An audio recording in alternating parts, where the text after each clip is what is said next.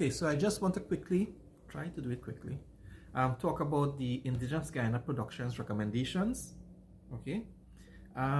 First you have to understand, Indigenous Guyana Productions, the main objective is to bring balance between indigenous culture and modern society. Now keep in mind, indigenous culture is really a primitive culture.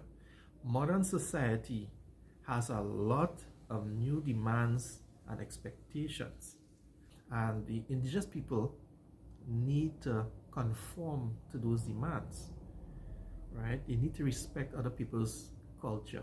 Not only modern society respect indigenous culture, but indigenous culture also need to respect modern standards, modern demands. If the prime minister or the president came into your village and you offered him a drink that is made in the traditional way that they call sakuda, do you think that the president or the prime minister would drink it?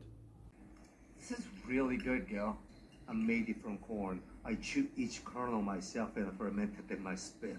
Now, those of you who don't know what sakuda is, it's a process of making alcohol using saliva. They chew the ingredients, they spit it out, and that is what is used to ferment and make alcohol. With that in mind, when I mentioned this to them, that if they offered it to the prime minister and the president, they told me that he would have to drink it. You understand? And this is what I'm talking about, where modern society and indigenous culture need to work together on these things, because certain cultures, that is not acceptable at all. Okay? So I don't know how much of you all out there would drink an alcoholic beverage made in that way, right? So with that in mind, that is what Indigenous Guyana is there for. It is really to create that balance, that understanding between the indigenous culture, to respect, to understand, but also to understand the transition or what is required of modern society. Okay? It's also there to really create sustainable development. It is to really promote the indigenous culture and to provide what I would say support through marketing of the indigenous culture. Okay, there are 4 parts to it. You have the social media, you have the IG trading post, you have the sustainable development, and you have the Indigenous Guyana multi-complex or village that I would recommend. The first part of it is the social media part. Right now, we need to set up a website. The website will have to connect to all other social media entities. For example, YouTube.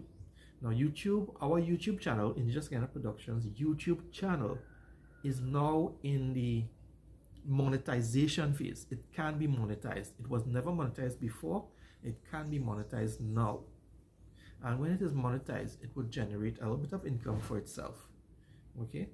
The YouTube channel is really supposed to be focusing on creating movies, TV series, skits, and general documentaries. You put those things up on YouTube, right? You have a lot of content to consider. You have people, places, history, customs, conservation, wildlife, environment, hunting, fishing, farming, survival, food, health, medicine, sports, games, leisure, work, education, and the life of a modern Amerindian. Those are all things that you could talk about or make movies about, or even make a series on. TV series. Don't like TV series, yeah? TV series is straw. TV series, not TV series. Right? But that is it. The YouTube channel will have that kind of content, and it is going to generate an income according to the viewership. The more people view, the more money you get. It's linked, right? The next one is the Facebook page, which is, well, I'm not there, so it's not really in operation, but the Facebook page is really there for promotional content and updates. right? As a matter of fact, what's supposed to be doing is that when you do a video for YouTube, you make a small trailer, short 1-minute trailer, and you put it on Facebook, which will take you to YouTube.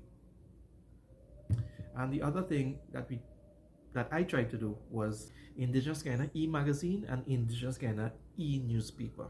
You can't say newspaper because it's not paper, but you're supposed to say e-news network, right? No paper was supposed to be involved in the printing of these items, right? What do we do for the magazines? And the magazines will require modeling. What you see in magazines, that is what we want to focus on, is the lifestyle of the indigenous people, especially on a modern level, right? That's what we really want to focus on. Okay, so the magazine has a lot of potential as well. Advertising potential, marketing potential. You can make catalogs and put it in the magazine. People could start, if we had this right support, you can have products being sold through Amazon if they have the support to do it, right? And that in general is what the social media section is like. That is what the social media section is supposed to do, right? But it goes further than that. Just as the creation of HANA, you need a representative to represent the regions, right? There are 10 regions of Guyana. You need 10 representatives for each region. I would recommend Daniela Oraju. I have spoken to her several times about a project like this. Hello beautiful people, my name is Daniela Oraju and I'm here today at the Demerara River where we will be taking you on a tour to the Santa Mission Village. The Santa Mission Village is an Amerindian village located on the left bank of the Demerara River at the Comoni Creek. So come along and adventure with us. And what I would recommend is that the Ministry of Amerindian Affairs, the National Tushaus Council, Culture, Youth and Sport, Ministry of Culture, Youth and Sport, Ministry of Tourism, the Ministry of Agriculture, and the Ministry of Education. Now, other ministries can be brought into it as well, right? But those 5 main ministries are what really supposed to be driving Indigenous Guyana productions forward. With that in mind, I recommend Daniela Oraju to be the representative for Region 4.